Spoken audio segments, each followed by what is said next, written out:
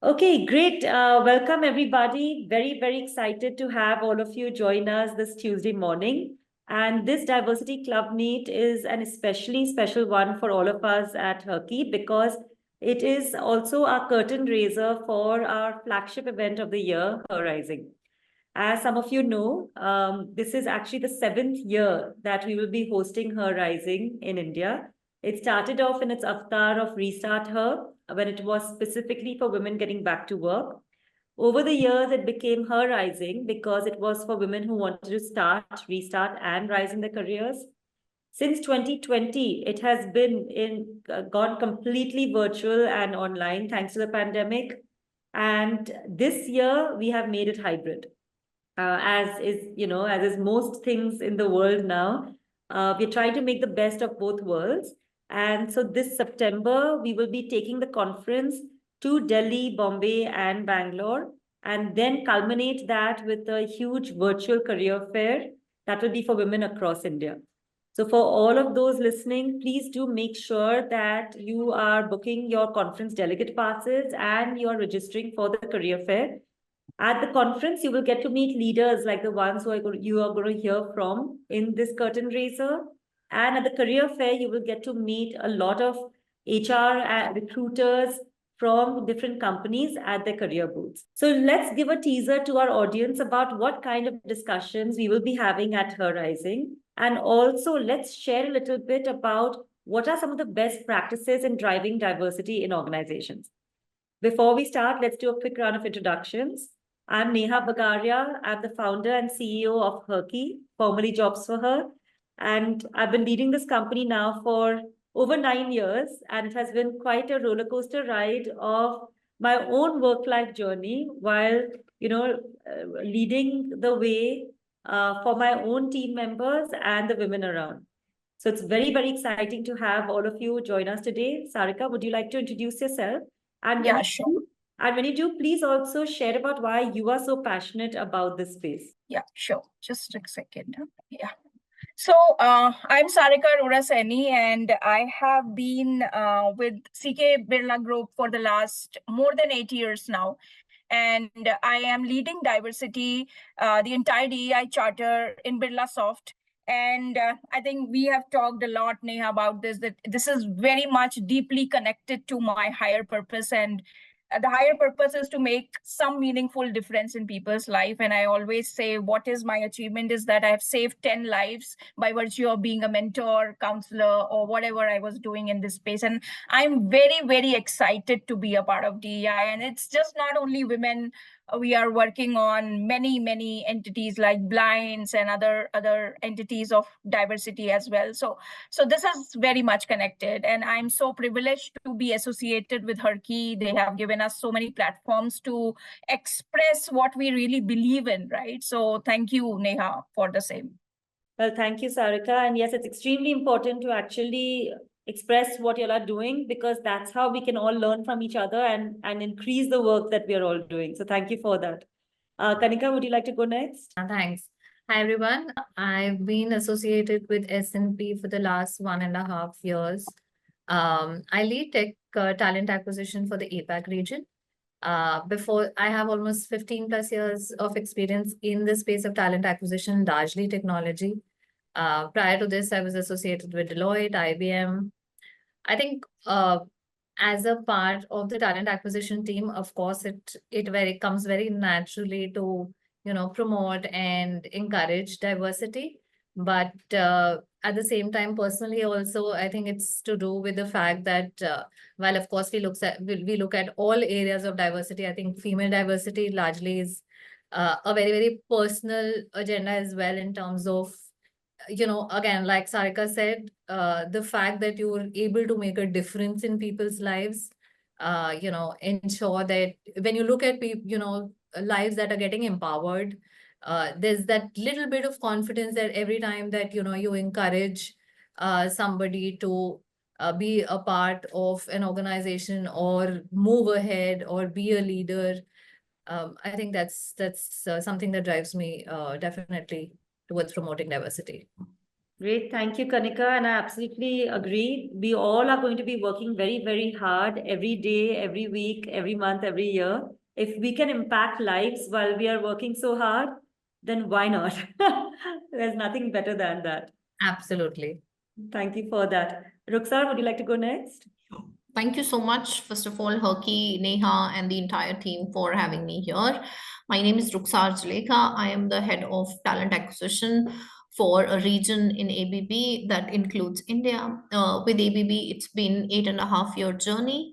I started very early with in my career with ABB, and I've been here since. Always navigated in and around talent acquisition.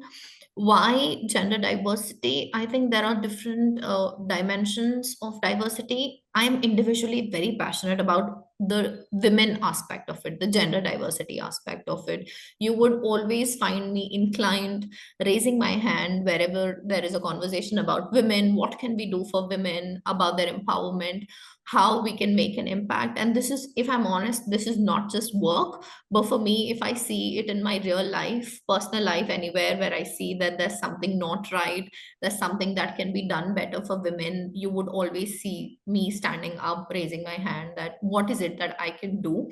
And this comes from a personal experience, personal choice, personal preference, that I would see a lot of us, rather all of us, growing, achieving that we can, so not restricting ourselves because of our circumstances. And that's why I am here, why I'm so passionate about it, in a nutshell. Thank you.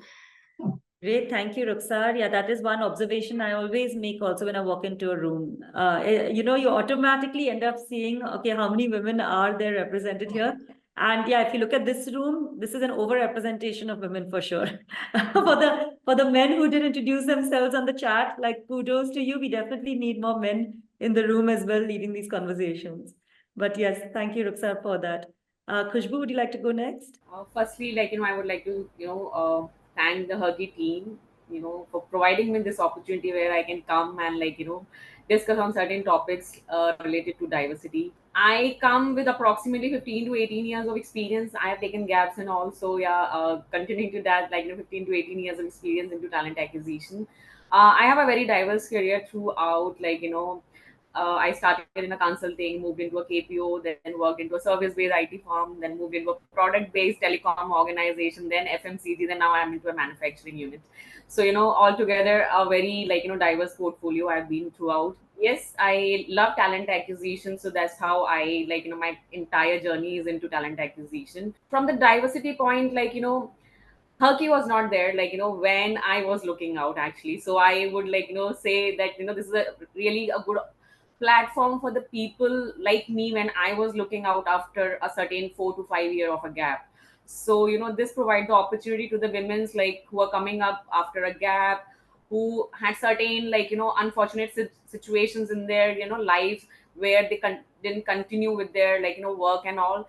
So HerKey provides that platform, and this where people HR partners, where talent acquisition partners are there present today.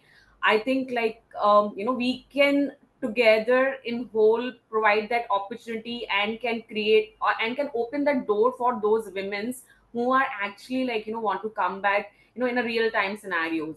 Because a hurdle comes in, I have faced myself. I spoke to Neha also once on that. So together as in whole, I think we all can make a difference in providing those opportunity to those women who want to come back to the organization or to reach some ladder in the current organizations. So that's how I can see this platform where the discussion around to those things will be there and we can learn from each other. So thank you so much everyone. It's a nice platform to be here. No, great. Thank you, Khushbu. And absolutely nothing better than personal experience of actually going through that journey that makes you realize how important it is that we come together to solve that journey. And I agree. I mean, the biggest reason why I had started jobs for her was to get women back to work. Because, like you said, when I got back to work, there was no platform like this. And I had to go through a lot of self-doubt and guilt and loss of confidence to really figure out if I could get back to work. But of course, for today's part of the discussion, we definitely want to focus on another genre of problems that are happening, and that is that the women who are in the workplace, they could have, of course, taken a break and gotten back, or they have stayed in the workplace. How do we make sure that we are pushing them up the ladder, right? Because usually if you see in most companies, you will have at the entry level, you will have 30% women. At the management level, it drops to 10%. And that has a lot to do with what you're talking about when it comes to women dropping out, not being able to get back. But at the CXO level, it's literally in the single digits, sometimes 1% in companies. And that's what it'll be great for us to discuss today, that how do we change that at those leadership levels? Because what we've also seen, and today now we have about 4.5 million women on the platform. We have worked with 15,000 companies. What we've seen is usually the companies that have women at the top, okay, there's a sea change of difference in their policies, programs, initiatives, what they're driving to make sure that they're paving the way for more women to be able to come in and perform better. So let's talk a little bit about how do we kind of build her path to leadership. And if some of you can share, and of course, we will also make sure that, every question is not answered by every panelist, so that we keep it very crisp and rolling. But if some of you can share about, some effective strategies that your companies have been employing to specifically get women to advance into leadership roles. And this could be about, opening up particular opportunities. It could be around promotions. It could be around pay parity. Or it could be about leadership development as well. Whoever would like to go. Sarika, please. Ruksar, do you want to take it up? I mean, I'm okay. You go ahead, then I can join. Sure. So Sarika, and then yeah, I will start. Just 1 second. So I think Neha, you have already heard me on this, but I'm very, very passionate about the similar thing, of course, in all the organizations must be happening, that across the levels, the parity in terms of gender representation is not that great. I mean, the contributors we see, yes, they are like 34%, but as you go to the leadership, senior leadership, it decreases, right? So what conscious efforts what we have taken is, there is one flagship program what we started 2 years back, which is called Be Empowered. You asked about the strategy, so I'm telling you this. So Be Empowered was a thing which was coined by the DEI Council and all the senior leadership. And let me tell you, before this, the premise has to be that the senior leadership and the organization should have a genuine intention of developing, right? It should not be just a lip service that all organizations are doing it, so let me also do it and put it in some benchmarking report and it's done. No, so it has to be really, really genuine. And by the way, Neha, I was reading that benchmarking report, so it's great. Thank you so much for sharing that the other time. So I will continue the Be Empowered. So what we have done is, we have taken women at the middle level, right? Middle management level, and potential women. And what we have said is that they will go through 1 year exhaustive program. We have a tie-up with a very esteemed vendor of ours, and they are taking them through all the leadership competencies. And I don't have to tell this crowd that what those competencies are, whatever you can think in terms of executive leadership, etc., right? So they do it. So when I came, I said, see, the chain of learning has to continue, right? So it is not that you did one program for 1 year and you then had this effectiveness survey floating, and then you did focus survey, and then what you did, fine. So it has to be a chain of learning. This I have believed since the time I was with John Deere. So before CKB, I was with John Deere and I was leading L&D function there. And we believed in this, that whatever you are learning, you have to teach that back, right? So these women, first of all, so we follow two-pronged approach. So one is, we gave them the opportunity of mentoring, right? After that 1 year program, which is called Be Empowered, Rise and Lead program, we said, now you have to go through mentoring. So the senior people, CXOs, DI council members, they are mentoring them. In turn, you have to mentor other people below you, right?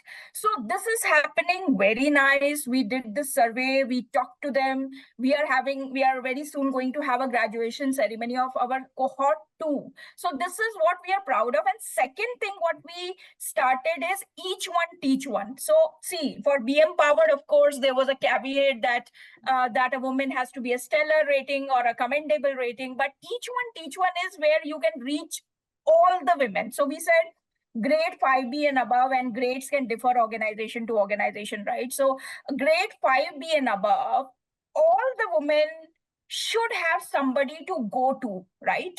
Because in our times, as I think Khushbu was saying it, right? In our times, we were not having that kind of mentorship, right? If we were having it, if we were having those kind of support groups, I think I don't revisit my thoughts and my career. I'm pretty satisfied with it, but I think the clarity would have been different. That's what I think. So we are really following these 3-pronged approach. Of course, one is hiring, second is sensitization. We are sensitizing people a lot about unconscious bias, right? From hiring only, you have to really be very cognizant that we are not putting any bias there. And development is what I've already told you. Retention is one thing in IT industry. I'm into IT, so I would talk about that. In IT industry, I think attrition is pretty high. So that is what we are teaching our people, how to retain them. And if you are talking to women, if you are keeping them engaged, if you are giving them flexible opportunities, if you are taking care in the terms of infrastructure, in the terms of psychological safety, you are giving them that net that we can speak up. So we have like many culture tenets, and there is one culture tenet which is called being bold. So we are giving that opportunity to people, to women especially, to speak up their heart and mind, right? So I think this is what I mean to say, and I can go on and on this, but I want to give because this. there's so much, no, and that's really interesting to hear, Sarika, and it's great to hear that you are doing it holistically. Ruksar, would you like to add to that? So I think there's a lot of time that Sarika has spent on the development piece of it. So maybe I'll cover it very briefly, not go too much in the extent, because I think the audience must have heard. But I think I would give more practical examples, like Sarika, rather than talking theory that why and how we should be creating opportunities for women. In ABB as well, we have some amazing and practical ways how we create opportunities for internal employees, and also how we go about, let's say, attracting women talent from outside for different levels of opportunities.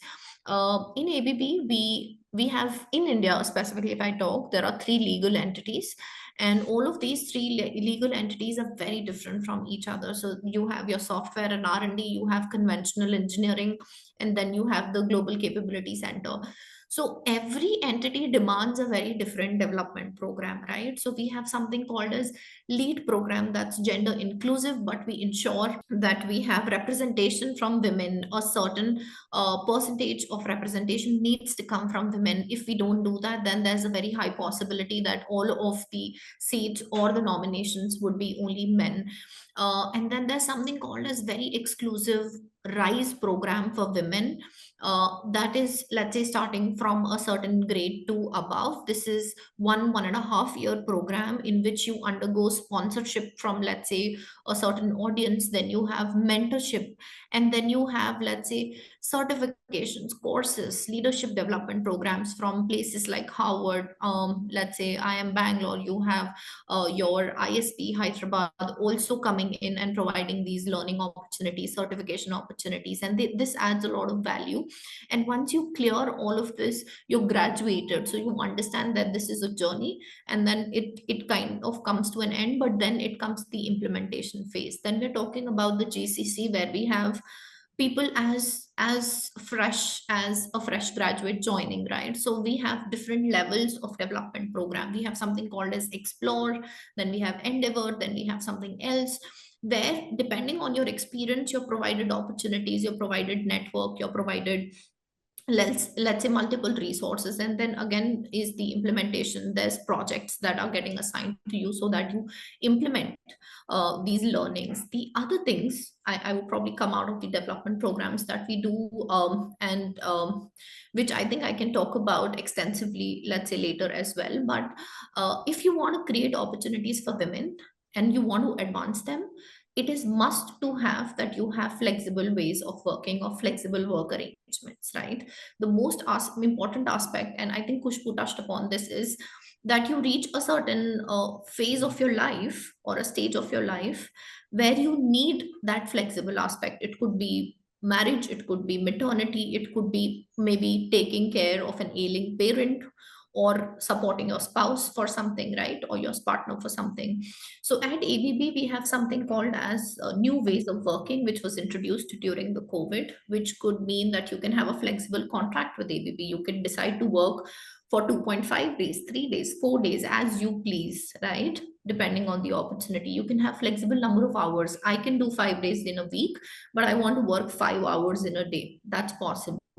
If you want to do, let's say, flexible days, like I want to work 4 days only, but I want to do Monday, Wednesday, and Friday, maybe I can work on Saturday, something like that. And then you have more assignment based opportunities that are also coming up, which means that you don't want to work full time, you have something to take care of at home.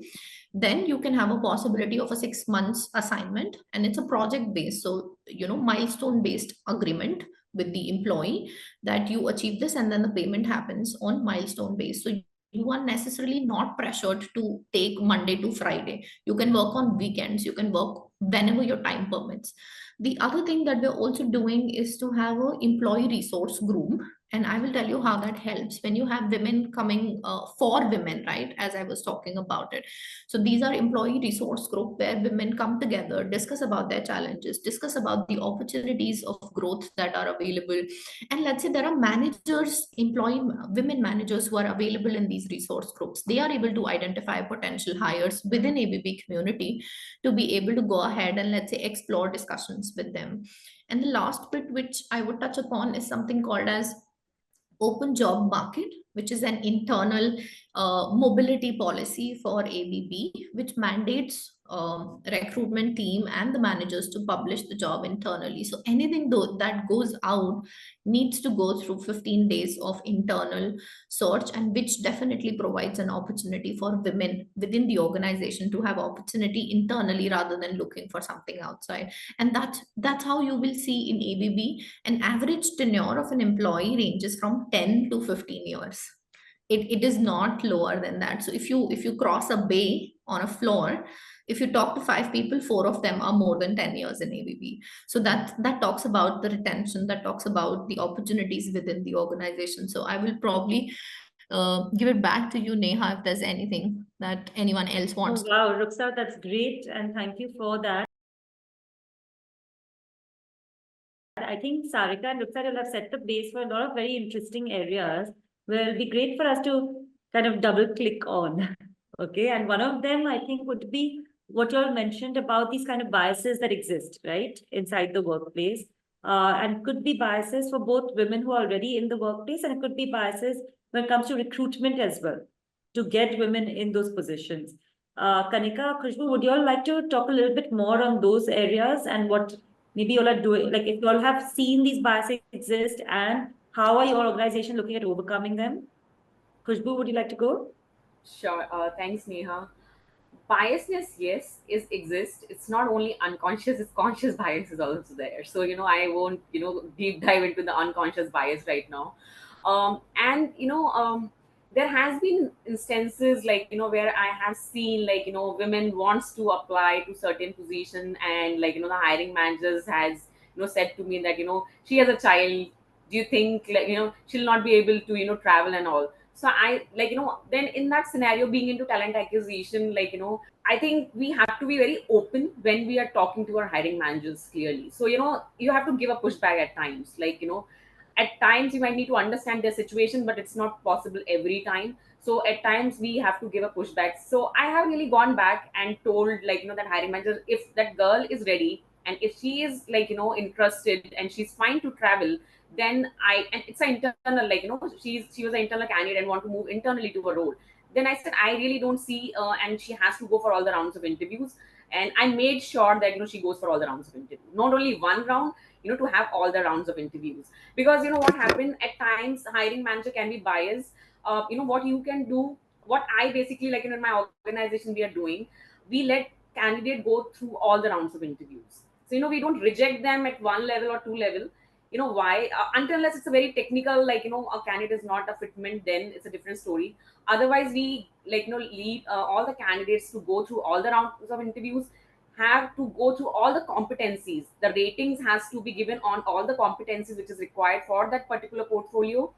No interview panel will be talking to anyone, right? None of the other panels, they'll not be talking. In the last, when all the rounds of interviews of a candidate is done, they'll call for a debrief call where all the hiring managers are coming. They'll be talking and discussing about each and every candidates, the if and buts, and then still then the scoring will not be revealed, to all the panels. After that, once the decision happen over there on that call, and we identify, okay, this is lying between one or two candidates now, then the scoring comes in picture, and then we identify, okay, no, then we are going ahead with this candidate. So we totally, there is no biasness in this one, because no one is, like, favoring anyone. No one is going out of the technical aspect of it. Nothing is happening, because it's just completely, when if there is a, like, everyone is voting for one candidate, then we know it is one candidate. But when we are stucking to one or two candidates, then it has to be scoring, which needs to talk about, and that comes in picture in the end of, like, the interview or the debrief session. So that is how we are avoiding, and it is for all levels. So I'm not talking about the leadership levels or and all. And in terms of when we are presenting any resumes, we are not showcasing the names, like, his, her, anything which can impact, like, in terms of change a little bit in the mindset of the hiring manager. Okay, no, I don't want to go for this candidate. So we are eliminating that part as well, preparing, like, very easier, friendly, like, job description, for the candidates, where everyone see, basically competencies based, like, interviews, not a technical base. Because at times we should also provide opportunity. We are looking for 65% competencies, like, if a person is having, we give them 35% growth to, grow in their, like, role we are hiring for. So it's not like, okay, no, I want 100% or 90% candidate, like, will be a suitable one. If he or she is on, like, on 100%, I'm not giving them any opportunity to grow in that role. So that's why, like, that is what we in our organization look for, a 65% talent, where we can let that person grow in the current role as well. Khushbu, is that something that you all tell candidates also? Yes. Because there are studies that show, right, that women, even if they are 80% qualified for a role, they won't apply for it. And men, if they're 60% qualified, also they'll apply for it. So, but is that something that you all specifically tell women, that, look, yes, you might think you're not fully qualified for this role, but we're looking for candidates at a 65% fitment so that you will grow in the role? Yes, definitely. It has been recently, like, we have opened our CDCI office in Pune, where, like, in a conference or hall itself, like, our IT head for globally, she came from US. She also spoke about the same thing, that, I'm not looking for, like, someone who's 80 or 90%. If that person is already there, then I don't have that, like, bandwidth to grow that person in the organization. So that is what I am looking for. So 65%, that is, like, it is something which we talk to the candidates as well while talking. And it is something, we need to tell our recruiters also, because I am not going and talking to them in the market. So, like, we have to train our staff who are working, like, recruiters and other people, that, okay, and the hiring, we have to train our hiring managers as well in that aspect, that, don't look for, like, 80% people or 90%. You'll not, firstly, like, 100% matches, like, nobody can manufacture that 100% match. It's always a little bit here and there. So then how you want to do that? So yeah, look for 60 to 70% person who is already there, and give them some growth in the organization. Otherwise, if I'm 100%, I'll be bored with my job, because I know everything, I don't have anything to learn on. And after 1 year or 2 years, I will be like, okay, no, I think, like, I don't have anything to provide from my end. Then, I should go to, like, other opportunities in the market. So yeah, and it provides retention also, because when you provide that learning, growth, development to the person in the organization, that person feels like, okay, I belong here. I am learning, I'm getting opportunities, then why I need to look out for in the market?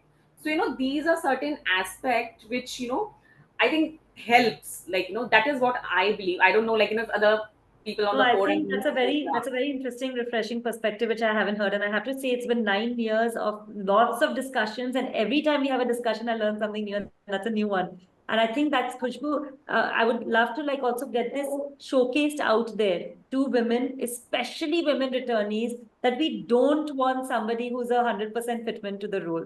Yeah, and your take on it, that it's good for retention, is a very interesting take. Sarika, I think you have something to say to that. Huh? Yeah. So you can really sense me very well, Neha. So anyway, so what when Khushbu was speaking, something was going back in my mind, something related to imposter syndrome. I'm sure you all have heard about it, right? So see, before our hiring managers or our leaders thinking about it, these women have to come up. They have to rise, right? They have to be bold enough if there is an internal job posting in the company. And as Neha was saying, that the statistics say that if men are, they just go and apply, and women think 100 times, right? So that being bold, that acting courageously competency is the one which needs to be instilled. I'm saying that I'm not saying, this is not a stereotype that women don't have it. I have been, demonstrating it like, every time. But then still, you need to tell this. That is why the Ruksar, when she was telling about the resource groups, right? In that, there have to be the women who are at a leadership level talking about their careers, how they have broken that personal glass ceiling, right? Official glass ceiling, as well as I want to give one real example, and maybe I will not go too long. Neha knows I just go overboard sometimes. So, the personal glass ceiling, I give this example. See, I lost my brother in COVID, right? So he was 38 years old. And now my parents are with me. So we are together, and I didn't get support from my other people. So I just created that space for myself. I bought a house, and I give this example in my official forums also. You have to get out of that mindset. That is why we people are working on mindset a lot. Women have to instill that confidence. Then only somebody can help. And many a times we are just there to, I have seen senior women also. You will be amazed to know that in John Deere, women used to step down, Neha. Can you believe it? I am not saying there is something wrong. No, it's not just there, Sarika, it's everywhere. Yeah. It's Yeah, everywhere. so Women yeah, so I mean, in fact, why exactly? So you need to. That is why I said mentorship is very, very important. If how Khushbu has handled it, how Kanika has handled it, I mean, how everybody has handled it, how we have broken our imposter syndromes, right? We think we are less. Honestly speaking, today we are speaking, but maybe inside somewhere there is a little girl who is saying, no, I can't do it, right? So this has to be taught. It happens to me every week also. Yeah. Yeah. So this is what I wanted to add. No, Yeah. that's great. Thank you, Sarika. I want to make sure that we hear from Kanika. Kanika, would you like that? Yeah, you can choose which topic you want to jump into, because there's so many topics we're talking about right now. Okay, let me start with unconscious bias and then, probably build on to it. So, Neha, like everybody said, and like Khushbu said, okay, 15, 16 years of, talent acquisition. Of course, times have changed, and you can see it that, there was a time when that bias was so strong to now, where, people probably just, even to, probably just be right and just be, not come across as somebody who's not cool. People have started at least realizing that there is a certain bias that they can't blatantly show. And probably it's a good thing, because very, very consciously people are not showing that bias, and gradually that has changed, irrespective of whether the interviewers are male, female, whatever it is. From an organization perspective, S&P, we constantly have this training on unconscious bias throughout any new interviewers that come into the business. Gradually, as people grow and they become interviewers, because obviously technology, you have a lot of interviews based on the technology that they're interviewing for. What we try to do is have diverse panels wherever possible. Honestly, definitely not. We don't have diverse panels possible everywhere because, you know, not every technology has, say, female interviewers as well. But wherever possible, we try and have a diverse interview panel. Of course, like Khushbu said, competency-based assessments. Um, an example of not wanting 100% match is, you know, we've had this program where we, in technology, where we try and rehire women, again, people who've taken a break, irrespective of whatever is the reason. Of course, you know, it has been difficult to sell to the business because at the end of the day, when you're in a client-facing role, you want people who are immediately billable. If they've taken a break, how will they cope up and stuff like that. So last year, what we did was we encouraged some of the businesses that you assess people, take them as interns, take them as 6-7 month interns, try them out. If you really feel that they, you know, are able to cope up, you get that, you know, confidence. And fortunately, this year we were able to convert. It was a small cohort, but we were able to convert all of them. And the business was really happy with the fact that, you know, because women who come back with a certain determination that they want to prove themselves. And I think it has been an excellent example. Of course, like I said, it was a small cohort, but now this year, of course, people are more encouraged, you know, as to like, okay, we can take them as interns and see how it goes. And fortunately for most of them, it goes very well. So, and like you said, another thing, internal mobility, of course, it's a program that's open for everybody, but we have certain, you know, certain very friendly policies, like you don't have to take an approval from your current manager. So you're open to, you can obviously have your career discussions, and that's something that's encouraged, but you don't have to take an approval from your current manager to apply for a new role. I think as a principle, or as something that I have seen over the years, along with mentorship, I think it's very, very important to let women choose or encourage women to choose sponsors also. You know, where you have a stakeholder or somebody you worked with at a certain leadership level who's going to push your case. Because, you know, like Sarika said, or like Khushbu was saying, again, that imposter syndrome, we as women are hesitant to come ahead until unless we're 200% there, not even 100%, 200% there. So you need people you worked with who've seen your work as women, who can push your case, who can encourage you, rather than encourage you, encourage the organization to take a gamble on you as a woman. And I'm obviously saying you, I mean, you know, women at large. So I think it's very, very important to overall, even I think as you know, girls who are growing up at graduation level, at education level, to encourage women to get over this imposter syndrome, or tell them that even at an of 60-70%, go ahead, take the leap of faith and do what you have to. No, absolutely, Kanika. And, you know, one of my favorite quotes is that a mentor is someone who talks to you, and a sponsor is someone who talks about you. Exactly. And that's why both are important. And I have to just add over here that we should also make sure that we don't have only female mentors and sponsors. Correct. Absolutely. We need to make sure we have men too. So the resource groups that we have at S&P, like for example, even in Women in Tech or parent support, you know, a lot of these support groups have a lot of men who support women causes. Our diversity programs, we have a lot of men who push for. It's surprising how many male hiring managers today come up and say that we are, you know, we want diverse candidates, at least candidates that we can evaluate. Hiring obviously is at the next level. Fantastic. Ruxa, did you want to add something? No, I think all of them have already shared so much and such amazing things. I'm just conscious of time, you know, so I would probably let it go. Yeah, sure. So let's move to the next topic. And I think some of you mentioned this in your introductions also, which is the need for flexibility. Yeah. The pandemic has definitely taught us how, you know, the productivity can actually go up when you give flexibility, and employee satisfaction goes up. Now, of course, as you go up the ladder, you're more responsible for not just your own work, but also your team's work, etc.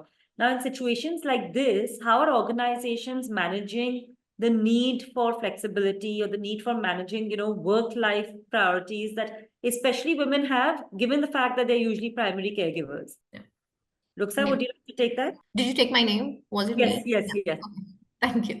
Yes, I think Neha, and for everyone, I think of it a bit differently. And maybe my perspective can be a little unique, because I think in today's time, if you kind of develop a structure or a strategy that is only for women, men cannot support you. So I look at it differently, that if you are building a support structure or policies, if you also involve men, they can in turn support you, right? So let's say if there's a flexible work practice that's only for women, imagine if my husband works in an organization, or my spouse is in an organization where there is no flexible work policies for men, he will not be able to support me, right? So if he has flexibility, I have flexibility, and then in combination it can work out a good balance in terms of, whether it is personal or professional, right? That's point number one. And I also look at it from a point of view that this needs to get embedded in the organization culture. It cannot be like an HR initiative popping up once in a while around Women's Day. You will see a lot of I would not say noise, but a lot of attention towards these things when it's International Women's Day, and if any very particular month that's coming in. And then I think Sarika touched upon this, but I would say in ABB we have something called as executive sponsors. So executive committee team members, let's say, sponsoring each dimension of diversity. So you have gender, you have let's say LGBTQ, and then you have the let's say the age aspect. So all generations, right? And then other dimensions as well. So having a sponsorship from your executive committee, and not just sponsorship, but they're living those core values that you want to demonstrate about, let's say, work-life balance, for example. Just yesterday, there's a platform, I would not name that, has interviewed a cab service provider CEO, Indian origin, and he has mentioned that I work about 20 hours in a day, and if you're really passionate about your work, you would want to work and not create a difference between your work and personal life. I don't think so. We want that, right? Nobody wants that. Maybe it's his baby in terms of an organization. Maybe that's how he looks at it. But we don't want such leadership. And talking about it so publicly, I don't think so. I would want that from my leadership. I think flexible work arrangements, if I deep dive a little bit, like I touched upon earlier, we developed these policies during COVID times, and these are gender neutral for us. We do not differentiate at ABB that this practice is only for women and this is only for men. So if you have a flexible working hour, it's also for men, so that they in turn can support their partners at home. Then if you have flexible working days or a contract, I've touched upon that. Then there's something very specific that we are driving to ensure that it is cut across all employees, is gender neutral parental leaves. So you can declare if you're a primary caregiver, and then you have all the leaves that a primary caregiver should have. Then if you declare that you're secondary, then there's some lesser number of leaves that are available, as you've spoken about it. We have gone a further level below or above. We have also given an option of declaration that if you decide that you are a same-sex partner, or you are, let's say, in some other capacity, you have a family which is different than a norm that we are used to seeing, you can declare. If you don't want to declare, you can still opt for it. Like, I'm going for surrogacy, I would want this kind of parental leave. I'm adopting a child, you have policies for that at ABB. So having very neutral policies, giving that flexibility to the employee of declaring that I am the primary. A men can declare themselves as primary caregiver in our organization if they do not have, let's say, a partner who can take care of the child. The other thing would be childcare benefits, or let's say having an on-site a daycare, which is there in most of our premises. And if we don't have, then we have partnerships with external vendors, and they are free of cost for our employees. So most of the organizations, let's say, subsidize the cost when you want to probably use a daycare outside external partnerships. We have gone ahead because we do not have them in our premise. We do it free of cost for all. Again, this is gender neutral. So if you are a father, you can still keep your child in the daycare free of cost, or use it if we have it in the on-site, right? And the last bit which I want to touch upon is the wellness programs. I think they don't have to be active on only yoga day or a particular Zumba day or something like that. I think this needs to get embedded, and it is there in ABP, which is nothing but employee wellness initiatives or programs. We have something called as employee assistance program. You can call anonymously, take counseling, talk about your stress, and this has a costing model. It does not kind of affect the employee, but this is anonymous. Your family can call and take this assistance. So if you have a spouse who's undergoing a stress, can call anonymously and go through the entire assistance. Then you have something called as generating awareness on how to manage stress, what is ongoing. So for example, if we have anything ongoing in the city, there would be emailers coming out, a call how to manage your let's say lifestyle disorders, if you have any, for example. So let's say if people have hormone related challenges, PCOD, PCOS, thyroid, there's a continuous education around this. So taking your employee wellness very, very seriously, and this kind of in turns comes back to you positively from employees, right? They realize that, okay, the employer is quite invested in me, whether it is my working environment, whether it's the culture, whether it is, let's say, my child, my ailing parents, or my partner. Holistically, the organization is taking care of for you, right? So you get that in return from the employee in terms of retention, in terms of let's say investing themselves towards the organization goal, because you're stress free from the other aspects of your life. I mean, if I can conclude, yeah. Sorry. No, and Rukhsar, I love how you tied all that back to the benefit to the company. Yeah, and that's what is very important to keep in mind, that this is not like some favors we are handing out. Correct. We're doing this because at the end of the day, if your employee has higher productivity, has higher job satisfaction, is in a better mind space to work, then it's going to benefit the company. Correct. Yeah, no, thank you. And I love how you really mapped it out, that it's not just one day and one policy, it's actually over the life cycle, or that the employee life cycle. How do you support them through different life stages and life needs? Thank you for that. So Neha, I want to add one point. I really like what Rukhsar very well said and culminated in a very good fashion, and everything almost we are doing it. I want to reiterate and re-emphasize on what you said. Like, we are having the smart working model, and it is for everyone. Like 3 days in a week you have to come to office, and so it is for everyone. Honestly speaking, any time in my career, I was not in favor of Women's Day. Honestly. And I am not in favor of any day, if you ask, because it has to be holistic. I mean, on the Father's Day also, I was saying, shall I bring cake for you? You will be happy. Other days, if I don't care, right? And this time, the IWD, we celebrated in a forum. We called both the entities, and both, I would not say even both, all the entities, right? And we said that how men allies or others have supported you, and how you have supported them. So it is like both ways. I found it very discriminating, in one of the organizations, the Women's Day is happening, the gifts are being given to you. It was just a showcase, honestly speaking, not at all acceptable to me, at least, right? So this has to be re-emphasized, that it is not only about women at all. You need sponsors, the involvement of males, involvement of all other entities is really, really important. That is why we are propagating a lot of emphasis on male allyship, and we are having like connect up programs wherein the males are talking about how to nourish the career, etc. So other things, of course, employee assistance and all. I think in all the good organizations, it is already happening. But this very thing people have to think. And in all the women forums, I think men have to be there. So I don't know, my one of the colleagues is here on this call.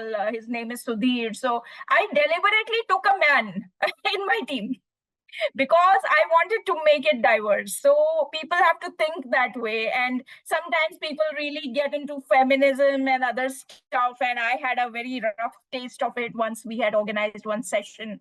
So that has to be really taken into consideration. And assumptions have to be question marked. Yeah, As no, Neha, absolutely, Sarika, because also that's how you include men in the conversation by also recognizing their needs. Yeah. And like Ruksar said, that if the man doesn't have flexible policies, then we are actually placing the burden of parenthood only on that woman's shoulder. correct. Yeah, as an organization, we are saying only that woman needs to take care of the child. Okay, the man doesn't. Yeah. Yeah, and also the whole distinction between primary caregiver, doesn't matter female or male or whatever it is, primary caregiver versus secondary caregiver, how much time and space you need from the organization.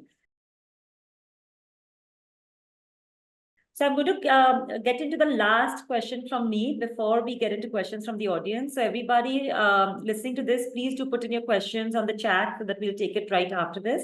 But Khushbu, if you can kind of talk about, and in your industry, of course, it is difficult to have enough female representation across, right? And especially at leadership levels. Can you talk a little bit about why is it so important to have women in visible leadership roles, right? And how does that affect your broader culture and also change the aspirations of younger women who are coming in? Sure. I to be very frank, I work in a manufacturing organization and I struggle. My targets are very different. My DNA targets are very different, and how I am competing, with other sectors. I'm getting examples, seeing what is happening in Wipro, what is happening in TCS. They have so many females represented. And I work in a very completely different environment. I cannot have that much female representative for my role specifically, because in manufacturing it is tough, but still we are trying to cope up. And we are coming up with the programs where we are hiring females, fresh grads, from the colleges, and training them to work in the manufacturing plant, providing them all sort of facilities, be it a shuttle service, for care of the child, every that sort of aspect we are providing them. But yeah, definitely, to talk about your question, how we see leaderships, a person's a female leadership person. For my, if I talk about my own perspective, if I see someone, I came to your her this HerRising awards last year in 2023. So I saw certain females over there on that platform, and I was like, wow, that is how I I could say that. And I could pick certain people out of that. Look at that person. I was talking, and when I came back, I was talking in my organization that I saw this person over there, and the way she was talking, the way she was standing, the way she was addressing, each, and it's not your technical skills, your abilities. No, how you are presenting yourself in the outer world. Are you approachable? Can you talk to those people? Are they coming forward?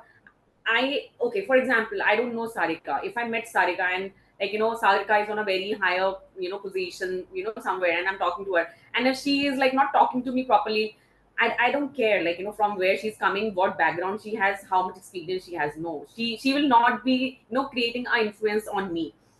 So there were people out there whom I reached out, MD level, there were females who were MD in some of the organizations. She was so warm, she was so trying to listen out, understanding and everything. And I was like, yeah, this is what I want to be empathetic towards people, be open, good listeners. I think these are certain qualities when when you want to go back to some leadership, and they try to understand you. They, when you feel there is an attitude coming in, when you feel that they're not very responsive, they're not talking to you nicely, then you take a setback. Okay, no, this is something which I cannot, and I will not be able to go back to that person then later on, for my needs, for my mentorships, or for any particular situation. I might not be able to go to that person if I'm not finding that comfort. So for me, I see person, how that person can give me that warmth, that empathy, can listen to me, and is there for me in that need, basically. So that inspires me in a person, basically. apart from that, if a person is coming having 20 years, 25 years of experience, sitting on that level, technical expertise definitely that person will be having, and that person can mentor. But after that, aside to that, there are certain other competencies, or basically things comes in picture, where you really want to be connected and want to be that sort of personalities. So that is what I can say, that was the platform where, I don't say that was my first platform, but where I could see so many people on that level was there and talking. So that was really inspiring for me. I really learned a lot from them. That's how some of them I look forward, I in future, whenever I am in that situation, I want to be like those people, because of how they have showcased them in the outside world. Yeah, no, Khushbu, I can relate to that. At Accelerate in Mumbai, we recently had a fireside chat with Zia Modi. And I have to tell you, I felt so inspired just listening to her words. When you hear about her journey, and she said these two words, and she said, women, you are prepared and you are competent. Okay, and remember that. And I think it's always a very important reminder. And I agree with you that it's not just about women in your own organization. It's also women leaders who are outside. How can we get inspired by them and reach out to them? Kanika, would you like to say something about this? Sure, Neha. I think similar to what Khushbu said, and that's within an organization also. Like for example, largely I've been associated with technology hiring. And again, things have changed over the years. Today, you still see, women India and outside, where there are women who are at a certain, say a senior director or a VP or a CTO level. And when I look at, where obviously we have different businesses at S&P Global, and where I see, that women at middle management or junior level, entry level, when they are addressed by these CTO level women, or when they come across these women, you can actually see it, that okay, if they can break stereotypes, so can we. If they can reach there, so can we. And it is in spite of the fact that even if at entry level you've not coached those women, or you've not really taken them through too much training, when they look at such people, I think they, again, it's a matter of that confidence, and the fact that they at least look at, and obviously not 100% I mean, none of us are delusional, not 100% are going to reach that level, or even continue to work till they reach that level. But even if it can, if it can impact, say, 50% of that population, I think it's a great thing. But it does matter when you see women at senior level, both ways. Women from the bottom up getting inspired, and then senior women ensuring that those kind of, that level of women representation is coming up, reaching a middle level, reaching senior level, being more empathetic again. And like Rukhsar or Sarika said, it's not about having a reverse bias and probably promoting women just because they are women.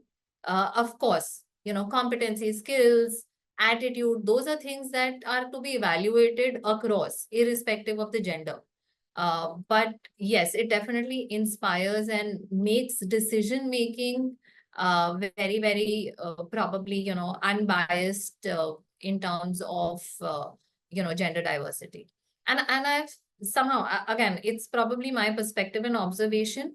It's not only gender diversity. I feel overall women leaders are more open to trying out different types of diversity, whether it's people with disability, people with for example, last year at S&P we had hired some interns that were neurodiverse, and these were women women leaders who had taken the initiative of accepting that. So, and it's not easy in the business sense, definitely, because at the same time you have businesses to run, right? You have revenues to earn, you have to prove to your leadership that you can run a business. But I feel overall, as women, we're more compassionate, we're more accepting of diversity. It may or may not work in certain times. Sometimes certain things don't work. But being open to experimenting with that, and accepting that there are certain things that can be tried out. I think that in itself is a very big thing. No, that's great, Kanika, and thank you for that. And absolutely, it makes a big difference from a role modeling perspective, because It's like when girls are graduating from med school versus boys are, girls are told that you can become nurses and boys are told you can become surgeons. And when you look up, you see more female nurses and hardly any female surgeons, and sometimes you feel that it's because of the crazy hours that surgeons have to keep, but the nurses are standing right by their side, right? So we have to like make them realize that there is no particular role and job that a woman cannot or should not do. And when they see more women at the top of those particular roles, they will realize it's for them too. Yeah. I've seen questions starting to come on chat. So let's address. Is it okay if I just have one more last thing to add? Sure, And I Rukhsar. always look at things that how organizations are benefiting from this, right? And if I can just connect what Yeah. Kanika and Khushbu just said, when you have ambassadors, women ambassadors at leadership level, look at it how organization is benefiting from it. You have a better employer brand when you have women in leadership. Nice. When you let those women speak in different forums, when you let that representation go out and let other women see, you have a very good EVP, a good employee value proposition going out, a good brand impact, which helps you in turn attracting better talent, retention of your better talent, or the existing talent that you want to probably continue to have. And then the last bit is that when it comes from leadership, right? We've spoken about this 2-3 times in the same conversation about having executive sponsorship or leadership sponsorship, right? So that it's not just a one-day initiative. When you have women leaders, you actually slowly impact in long-term culture of your organization, because every problem that you're looking at it from a diverse perspective. Like Kanika said, you have people looking at things differently because you're having a diverse panel. When you're interviewing someone, you are looking at problems differently because you have women at leadership level. They will also give you challenges or problems that a diverse community would face, right? So no matter what an organization does, please remember that there's a benefit for the organization in return. It's not just for the employee, but you benefit out of it in long term. Absolutely. And I think the four of you are good examples of that. So thank you for being here for that too. Okay, so let's take this question that Shilpa from Aptiv has put on the chat, where they're basically looking at launching a lean-in circle to bring women all out talking about the challenges and get the support that they require.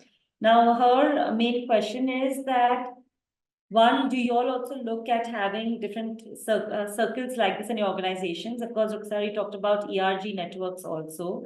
And two, and more importantly, so one is, of course, what are the top 3 things that you would do for a successful implementation of it?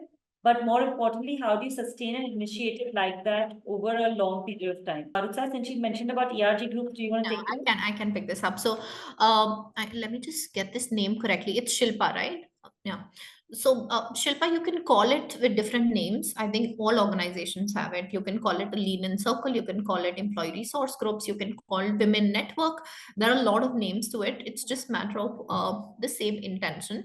The other thing is, I think if I'm reading her question, what would be the top 3 things that I would do when I'm starting this? I would want a sponsor for this. Please understand, no matter what initiative you take, you need a sponsor. It's not just monetary sponsor, but somebody who's really at executive level or leadership level passionate about the subject. Getting a sponsor would get you diverse set of people. You will get let's say more representation, more people coming in, joining. The communication will be more impactful. Point number 1.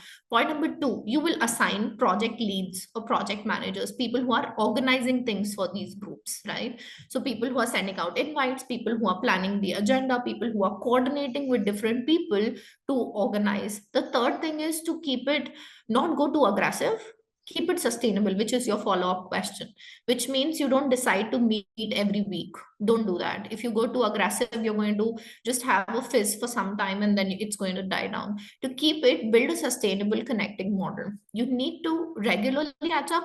What is the frequency? You need to decide on the on the passion of the members that are involved and where you are in the journey. If it is starting of your employee resource groups, you would need more meetups, you would need more connects, more people to come together. If you have crossed that journey, you have probably set the ground rules, you have the team in place, right? Then the frequency could come down. I'm no one to decide, but it's just a perspective. The frequency would actually decide the success of your groups, right? If you decide to meet every week, every 15 days, a lot of people would start probably going away from it because it would take too much of their time from the everyday routine. Maybe keep it quarterly once, if I can say so, like quarterly once in 2 months, depending on where you are.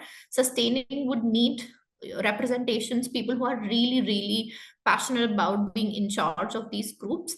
And if the time does not permit, there are partners like HerKey and then other external partners whom you can take on board, and they can run these resource groups for you. So there's, let's say, options available outside. If your employees do not have time and bandwidth, you can have an external partner on board who can run these groups for you. Maybe Neha, if you want to add. Thank you for that, Ruksar, because I mean, this is something that we've seen in organizations, you know, that and ERG groups are very important because more than inclusion, it also gives a sense of belonging to the people who are part of the ERG groups. But they're usually run by very passionate folks in the company for whom this is their third job that they're doing. And that is why it's difficult to sustain it over a period of time, Shilpa, like you know, very rightly pointed out.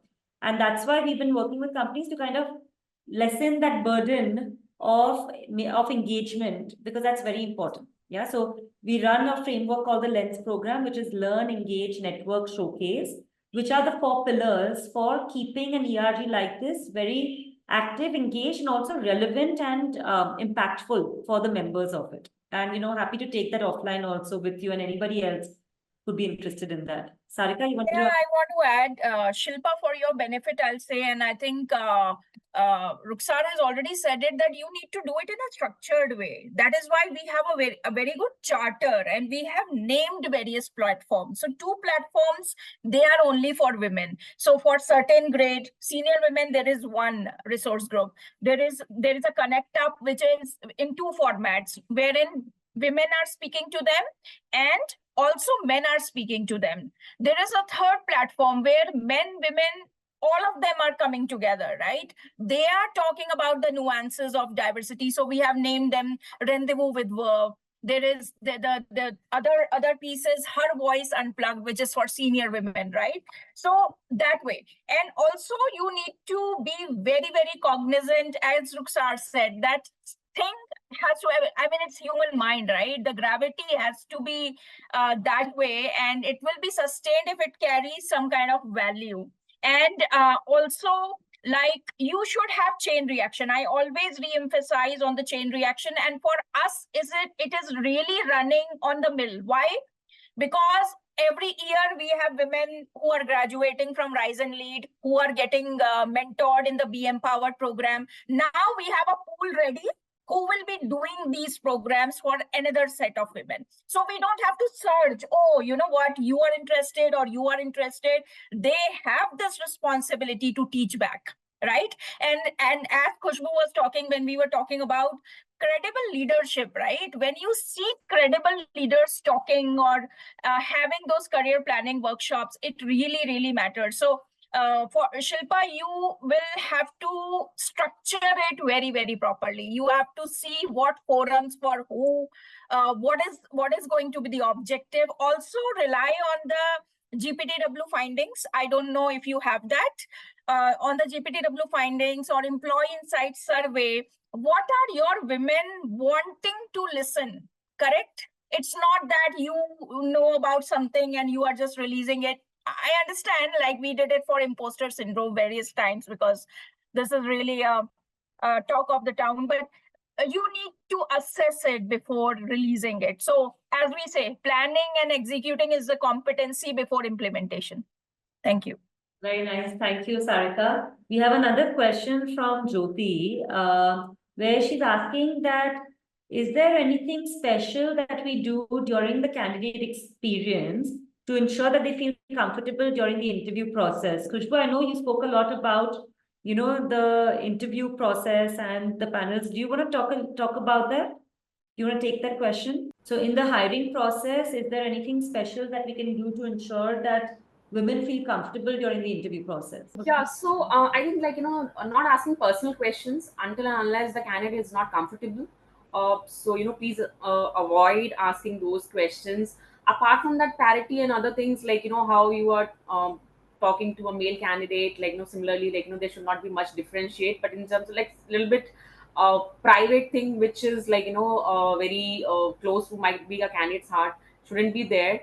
So there is nothing specific I can give like example to it, but yeah, I think most of the stuff I already covered like when I was talking about my part there, that we have a very fair practice in terms of what you should do like when you are hiring a female or like male candidate. So it is for both. Yeah. Kanika, do you want to Yeah. add? You talked about diverse panels actually, so maybe if you So want yeah, to. diverse panels is also one like aspect we look into. We have a matrix, so we should have a diverse panel also. So that is there. Like, but yeah, can Kanika, like I think I covered most of it out of it. So I would really love to hear from you. Absolutely. Thanks, Ruxar. Yeah, Khushbu. So diverse panels obviously means that, having wherever possible, having at least one female interviewer as well, whether it's with other panelists or separately, so again, that, but at the same time, answering the question, I think it should be standard. It should be across. You don't have to have a separate interview process for men and women, because again, then you're like you know it's again working the reverse way.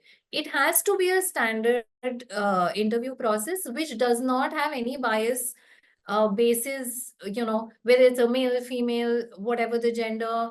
uh, it has to be skill based, it has to be competency based. Attitudes need to be assessed irrespective of what gender does a person belong to, what region does a person belong to. So of course, it's important for you to give a good candidate experience, sorry, and ensure that the candidate is comfortable. But that's true of irrespective of the gender, right? And again, coming to personal questions, that those shouldn't be asked to anyone. The personal situations, a man could be, just a new parent, or they could be in a certain personal situation they don't want to talk about. So it's, and in India, it has been a very, or rather, I think overall in Asia, it has been a very, very standard practice over the years to ask personal questions. Okay, tell me something about yourself. And that's how everybody starts, and candidates are programmed to answer starting with their personal situation. So when you're wanting to ask something about yourself, specify career wise, or how did you start your career? Talk about your career timeline, not about your personal situation. That is something that really needs to be done away with, to ask people, what their personal situation is, especially during. I just want to add one example, like recent example yesterday happened with me. I was talking to one of the candidates I wanted to pursue for one of the opportunities, and like I asked like in any particular reason why you're looking out, like a simple question every talent acquisition person asks. So so she told me like it's personal. So but she still told me later like, but then when I was sending that resume to my hiring manager, I didn't wrote that reason. I told that she has a reason. She has a personal reason. She doesn't want to disclose. That's why she's looking out for this opportunity. So I think it is certain like times that our responsibilities as well. Like when we know certain information, it is not always we have to provide it to our hiring manager. We should be sensitive towards to our candidate that okay, this is something which you if a talent acquisition professional I am comfortable with that situation of a candidate and I'm pursuing the candidature, that means I think I'm okay. I also know understand my organization, so I'm okay with it. So that's why I just clearly wrote like due to personal reason I didn't provide that reason to my hiring manager. So that is how like Yeah, you're a filter, you're a sieve that you can also manage these. Even if the candidate might not realize that she doesn't need to say these and disclose these things, you can at least be that sieve. So yeah, at times like that's what I said, it's external word, our organization people sometimes as a recruiter, because I think we are the front seat people who has the opportunity to talk to the candidate most of the time. So when we are sitting over there, we need to be very careful when we are like when you drive a car or something, when you're driving you need to be careful. Similarly, like, when you are talking to the candidates, you need to understand their aspect also at times, because candidate, being into recruitment 15 years, I know why candidate is looking out. Hardly 20% of the candidates will be like, will have a relevant reason. Otherwise, like, the motives are very well understood by me. But yeah, we still ask those questions from them, and we still know why they are looking out. But there has been certain situations also which we might need to push forward those cases if a candidate is coming as transparent and, like, open up. So we also need to push those cases at times, rather than holding back to, like, okay, this can be a reject, might be also this reason, might not select. No, let's send that resumes. So we need to guide our recruiters also that way, because I think recruiters at times reject CVs on lot many aspects, because they want to close the position, they look into that aspect and they don't go by that particular situation scenarios of that candidates. So I think we need to guide our recruiters also, because we are the front seater, and what we are sending it to the hiring manager, and we also need to push our case forwards at times. So that is something, like, very important. And if not, then you have your HR people to reach out to push them, like, I need to push that case. I don't know, like, I might know, like, so Kanika might be doing it certain times, Ruksar or Sarika, they'll be pushing forward. I also do push forwards, but recruiters, they are not able to do it. Understand? Because at times, every time, I'm not dealing with my stakeholders, so the recruiters might not be able to do it, but at our end, we definitely do that. Super. Thanks, Khushbu. Ruksar, you wanted to add anything? No, I think I'm Okay. sorry. I think Kanika, you wanted to add something. Yeah. I want to add one very important aspect here. See, apart from Khushbu covered it all, but I want to talk about client messaging. Many a times we get to understand from TSC teams, you know what, the client wants it that way, or the client is not considering the diverse entity or so. So what the forums like this, Neha, HerKey, right? Now, we also have created forums with our clients. So we are focusing on client messaging. So we recently did it with Pakar, Wipro, Tech Mahindra. We called these people. We talked about the nuances of diversity the way you are having it today, right? And we did it in a hybrid model in our auditorium, and everybody was there, and we invited people from outside, even from Wipro and other. So everybody contributed to it. So see, TSC, of course, a very, very major ally, and unconscious bias training for hiring managers, and that all has been said already. I think Kanika said it. So, but then client messaging is very important. Few clients, of course, they have great orientation. You know it, Neha. I mean, we have seen so many clients focusing on diversity to a level that we really have to be on our head and toes to suffice their targets, right? But then few people or few clients, they don't have that time. As an organization, we need to tell them, we need to reinforce that this is my organization's, target or vision. So we request you to also adhere to that. And also it enhances the brand image, right? In any case, any woman or anyone, they would want to join an organization wherein diversity is being valued. So client messaging, very important. Okay, nice. That's a good take on it, Sarika. Kanika, you wanted to say something? Similar to what Sarika was saying, I was trying to talk about the confidence building that you do with the business. And obviously it comes over time if you worked with them. Of course, the unconscious bias training, even for your recruiters, for your own recruitment team, not only unconscious bias training, but per se day-to-day basis. If you have a team of recruiters, empowering them with the fact that, okay, if you feel it is right, do it.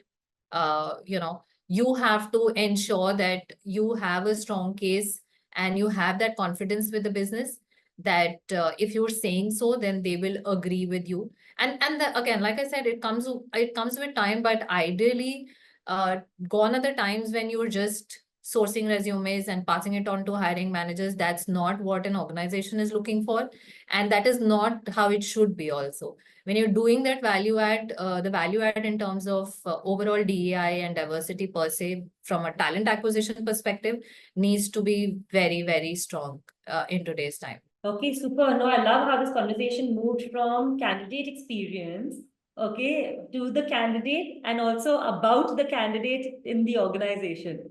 Thank you very much for that. I think we have time to take on one last question. And Maya had a question about, while hiring someone who's coming from a different industry or domain, how much importance do you give to their past experience, which was possibly from a different industry, to what they're currently passionate about and willing to learn on the job? So what do you look for in career switchers? I think I can take this probably. If I am talking about I'm wearing a hat of a regular hiring manager at ABP. Everybody wants a plug and play. Someone who has done this, somebody who has done that in the same industry, same domain, same product experience. Everybody looks for a plug and play, like Khushbu was saying. Everybody wants that we don't have to spend time on trainings, on investment of the time. But I think with the sensitizations and the trainings and the other things that we've been talking about, and Kanika touched upon this thing, that there are areas and pockets you can't implement it across the organization. I just have to be very blunt. You cannot say that I will look for every position, I'm going to look for people from other domain, diverse backgrounds. No, it doesn't work that way. It's not practical. You have pockets that you can identify where you can take risk. Business has to also analyze risk taking or the risk appetite that they have with experimentation. Can I experiment in this role? Can I have this pocket which Kanika touched upon, where women returnees are coming, we're giving training, then they become interns, and then we absorb. So there are pockets where organizations can absorb people coming from different industries, different domain, from a different career. That's when it comes to external candidates. When it comes to ABB and internal candidates, I was talking about our internal mobility policy, which also mandates a talent acquisition partner. And industry wise, I think it's known as a recruiter, but a talent partner for any internal applicant that is coming in. We do not have the authority, or we do not prefer to reject the candidate. For internal candidate, if there are finance domain experts applying for HR, it's okay. We send it to hiring manager, and then we at least push for the application, that hey, there's an internal applicant, maybe you want to look at it. We also encourage internal candidates or employees to apply. We do weekly emailers promoting very nicely, very beautifully, fancy looking emails, that this is a hot job for this week, you want to apply. Where we prefer to have, where we have possibilities of experimentation. So to answer it briefly, it cannot be done flat out in the organization, but let's say there are pockets, areas where you can experiment, and that's where organizations are open to do it. Okay. Yeah. So of course, like Ruxar said, just adding to that, there are a lot of areas, where we are hiring, or opportunities that are getting created, where it is imperative for us to consider candidates from different profiles, because that talent pool is not available in the market. For example, AI, Gen AI, there isn't as much talent that's available in the market. Sustainability, even if you look at fresh graduates, other than a couple of sustainability courses in some colleges in India, there isn't that kind of talent pool that's available across the world to fulfill those talent that's required. So of course, again, it depends on suitability, but it is absolutely imperative for us to start looking at not only past experience, but skills, competencies, attitudes, other than just past experience. Yeah, great, Kanika. And I think the people in this room are the right people to drive that conversation forward in their organizations. So thank you everyone for the kind of insights that we've had here. I mean, we will definitely try to chronicle all of them, and the key takeaways, we will circulate it. We will, of course, also make an edited version of this recording and share it. Please do share it with widely, especially amongst a lot of other HR, talent acquisition, and business leaders as well, so that we start that change process that needs to happen in organizations. As a most important call to action, okay, we for our HerRising Award nominations, the nominations are on right now. So please do nominate different women business leaders. We have 13 different categories of nominations, starting from, of course, women in HR, D&I, to women in finance, operations, sales, marketing, because we really want to recognize these different women leaders in different fields. So I think Amrita has shared it on the chat as well, the nomination forms. The deadline is July 25th for the nominations. After we will have a committee that will go through the nominations and shortlist particular nominees who will then be put out there for public voting. And finally, the top 3 winners in every category are who we will announce at HerRising. Again, please save the dates for HerRising. It's going to be on the 5th in Delhi, 10th in Mumbai, 12th in Bangalore, and then the virtual career fair will happen on the 14th, which is across India. Thank you so much for joining us for this curtain raiser. I can't wait to have more conversations like this at HerRising and, of course, going forward in the Diversity Club too. Thanks, everyone.